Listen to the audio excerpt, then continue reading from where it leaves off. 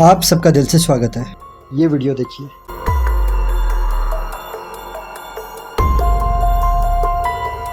अब एक माँ ने कोर्ट रूम में एक इंसान को शूट कर दिया। कोर्ट रूम के अंदर जज के सामने अगर वो शूट कर रही है तो क्योंकि उसे शायद इंसाफ नहीं मिला होगा। बट हमने ऐसी बहुत सारी कहानियाँ देखी है मूवीज़ के अंदर, वेब सीरीज़ के अंदर, कि एक माँ बदला लेती है बेटी का। बट ये जो माँ थी जिसने शूट किया, उसकी ज़िंदगी बचपन से कैसी थी, कितने लोगों ने उसे धोखा दिया। ये वर्ड मुझे बोलना नहीं चाहिए बट मैं बता रहा हूँ आपको, कितने लोगों ने उसे धोखा देकर प्रेग्नेंट भी किया। आपको कहानी में सब डिटेल्स पता चलेगी और उसकी बेटी के साथ क्या क्या चीज़ें हुई और क्यों उसने ये कदम उठाया सामने वाले को कोर्ट के अंदर मारने का। कहानी यहाँ पर ख़त्म नहीं होती है। कोर्ट के अंदर मारने के बाद और अलग अलग चीज़ें हुई, मतलब जेल हुई। वो जेल से जब निकली उसके बाद भी आप देखोगे तो उसकी लाइफ में क्या क्या हुआ।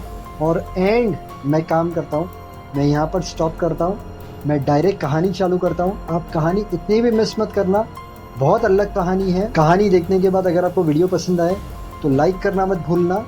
हम कहानी चालू करते हैं।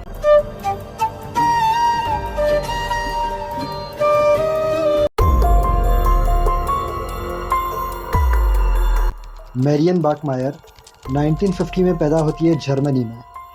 बचपन से उसकी ज़िंदगी बहुत डिफ़िकल्ट रहती है। वो छोटी होती है तो उसके डैड ऑफ हो जाते हैं। उसके डैड के ऑफ होने के बाद उसकी मॉम दूसरी शादी करती है। बट वो जिससे शादी करती है वो आदमी बहुत स्ट्रिक्ट रहता है। मैरियन के साथ उसका बर्ताव अच्छा नहीं होता है। सौतेला बाप। मैरियन यंग एज में अपना घर छोड़ डालती है। वो 16 साल की होती है, एक रिलेशनशिप में होती है। वो प्रेग्नेंट हो जाती है, एक बच्चा होता है। बच्चा वो दे देती है एडॉप्शन के लिए क्योंकि वो 16 साल की थी। अब वो 18 साल की होती है तब उसे दूसरा बच्चा होता है। 18 साल की लड़की दूसरा बच्चा भी वो दे देती है एडॉप्शन के लिए। अब 1970 में उसका और एक रिलेशनशिप होता है। होता क्या है, 2 साल तक रिलेशनशिप अच्छा चलता है। 1972 में वो फिर से प्रेग्नेंट होती है। उसे लड़की पैदा होती है, एना। बट रिलेशनशिप इतना स्टेबल नहीं होता है तो वो उस लड़के से शादी नहीं करती। इंटरनेट पर कहाँ पर आपको ये देखने के लिए मिलेगा, या किसी स्टोरी में कोई अगर आपको ये बताता है कि उसकी शादी हुई थी उसके बाद एना बॉर्न हुई, तो गलत है। मैंने इस पर रिसर्च की है।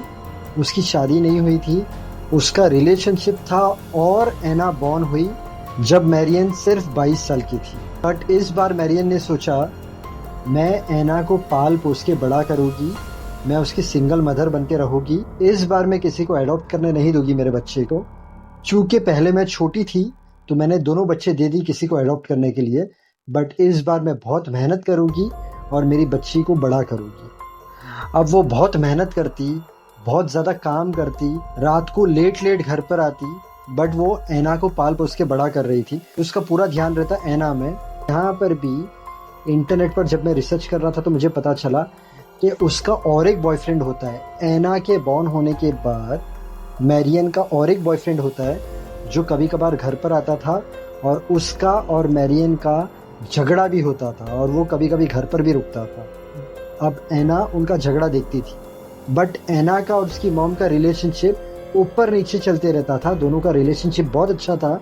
बट कभी कभी मैरियन अपनी लड़की एना को गुस्सा कर देती थी तो कभी कभी एना को खराब भी लग जाता था। बट मैरियन एना से बहुत प्यार कर रही थी, मेहनत करते जा रही थी, अपने बच्चे को बड़ा करते जा रही थी।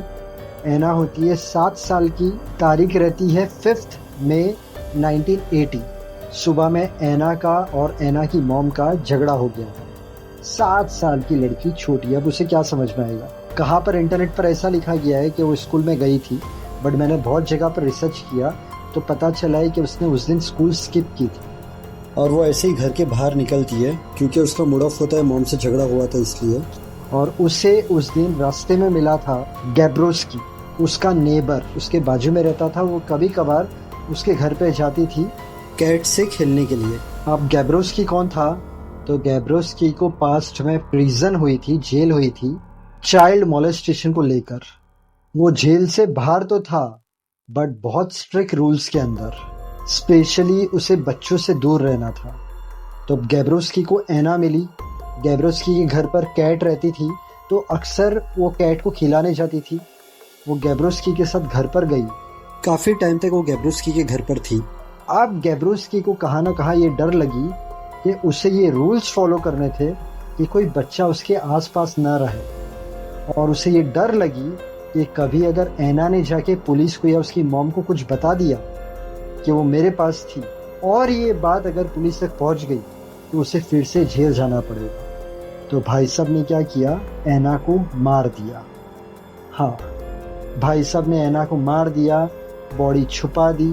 अब भाई साहब ने अपनी फियांसी को बताया जिसका नाम था रुथ। फिर इंटरनेट पर है कि रुथ ने भी हेल्प की थी बॉडी छुपाने में, बट रुथ को कहाँ ना कहाँ मन में गिल्ट था कि 7 साल की लड़की एना को इसने मार दिया। उसके फियांसे ने, गैब्रोस्की ने मार दिया। एना की जो मॉम रहती है मारिया ने, शाम में घर पर आती है। वो अपनी बेटी को बहुत ढूंढती है, बट उसकी बेटी मिलती नहीं है। वो पुलिस स्टेशन में जाती है। पुलिस लोग एना को बहुत ढूंढते हैं, बट एना नहीं मिलती। पुलिस वाले मैरियन को कहते हैं कि आपकी लड़की को हम लोग ढूंढ रहे हैं, अभी तक नहीं मिली है। वहाँ पर रुथ को मन ही मन में गिल्ट हो रहा था कि यार 7 साल की लड़की को इसने मार दिया। रुथ, गैब्रोस्की की फियांसी, वो पुलिस स्टेशन में पहुँचती है और गैब्रोस्की के खिलाफ बयान देती है कि गैब्रोस्की ने एना को मार दिया क्योंकि उसे लग रहा था कि आप लोग उसे फिर से जेल में डाल दोगे क्योंकि उसने रूल तोड़ा है। आप गैब्रोस्की को अरेस्ट करते हैं। गैब्रोस्की ये चीज़ मान भी लेता है, बट कोर्ट में जब उसे पेश करते हैं तो वो अलग अलग स्टेटमेंट देता है। वो कहता है कि 7 साल की लड़की उसे ब्लैकमेल कर रही थी कि तू मुझे पैसा दे दे, वरना मैं मेरे मॉम को और पुलिस को बोलूँगी उन्हें मुझे गलत तरीके से टच किया।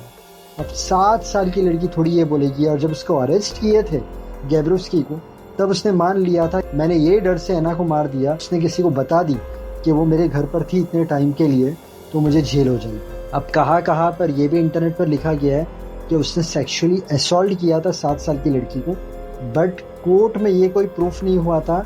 इसके एविडेंस पुलिस को मिले नहीं थे। गैब्रोस्की के ऊपर मुकदमा चलते जा रहा था। वो हर बार अपना स्टेटमेंट चेंज करता। कभी वो कहता कि उसने मारा क्योंकि वो डर गया था, कभी वो कहता कि एना जो है वो उसे ब्लैकमेल कर रही थी इसलिए उसने मारा, तो कभी वो ब्लेम डाल देता उसकी फियांसी। अब उसकी मॉम ऑलरेडी अंदर ही अंदर रो रही थी, उसका हार्ट रो रहा था। क्यों उस दिन मॉर्निंग में मैंने एना को डांटा, एना ने स्कूल स्किप किया और गैब्रोस्की से मिली। वो रोज कोर्ट में आती, इसका बयान सुनती और उससे खुन्नस आती गैब्रोस्की पे कि मेरी बेटी को इसने क्यों मार दिया। बस एक दिन वो बयान दे रहा था, जज सुन रहा था उसका बयान। किसी को नहीं पता था कि एना की जो मॉम थी मैरियन, उसने गन लाई है अपने साथ। वो गैब्रोस्की को देखती है, जज को देखती है, उससे ये चीज़ पता चल जाती है कि ये बार बार स्टेटमेंट चेंज कर रहा है, तो हो सकता है इसे सज़ा मिले या नहीं मिले। इसने मेरी 7 साल की मासूम बच्ची को मार दिया है, तो मैं खुद इसे सज़ा दूंगी। वो गन निकालती है और कोर्ट में सबके सामने गैब्रोस्की को शूट कर डालती है। और उसके बाद वो कहती है कि तू ये डिजर्व करता था। उसे 6 साल की जेल होती है, बट बाहर बहुत सारे लोग कहते हैं उसने अपनी माँ होने का फ़र्ज़ निभाई, और थोड़े लोग ऐसे भी कहते हैं कि उसने गुनाह किया है। बट क्योंकि बहुत सारे लोग उसकी साइड होते हैं, एना की मॉम के तरफ होते हैं, इसलिए वो जो 6 साल की सज़ा थी वो 3 साल में कन्वर्ट हो जाती है। 3 साल के बाद एना की मॉम को रिलीज़ कर दिया जाता है जेल से। थोड़े समय बाद उसकी शादी होती है। वो नाइजीरिया शिफ्ट हो जाती है उसके हस्बैंड के साथ, बट उसके दिमाग के अंदर यही सब चीज़ें चलते रहती है। वो एना को ही याद करते रहती है। कोई रीज़न से उसका डिवोर्स हो जाता है और वो दोबारा आती है जर्मनी। उसके बाद वो सोशल वर्क में इन्वॉल्व हो जाती है। 1990s में वो बहुत सारे इंटरव्यूज़ देती है। उसके अंदर वो उसकी लाइफ के बारे में बताती है कि उसने क्या क्या किया, उसके कॉन्सिक्वेंसेस क्या क्या हुए, उसकी लाइफ कैसी गई है। बट उसके दिमाग से सब चीज़ें निकल रही नहीं थी। रात दिन वो वही चीज़ सोचते रहती थी। कोशिश करके भी एना के साथ जो हुआ वो भुला नहीं पा रही थी। और 1996 में एट द एज ऑफ 46 उसे डायग्नोस होता है कैंसर और वो मर जाती है। आप अगर नए हो मेरे चैनल पर तो मैं ऐसी सच्ची कहानियाँ बताते रहता हूँ। यहाँ पर मैंने थंबनेल डाला है, आप मेरे चैनल पर विजिट करना। मेरे चैनल पर आपको सस्पेंस, मिस्ट्री, टाइम ट्रैवलर की स्टोरी, एक्टर्स की लाइफ स्टोरी, बहुत सारी सच्ची कहानियाँ मिलेगी। आप देखोगे तो आपको अच्छी लगेगी। ये वीडियो अच्छा लगा तो वीडियो को लाइक करना, चैनल को सब्सक्राइब करना। Thank you so much. God bless and wish you a very happy life.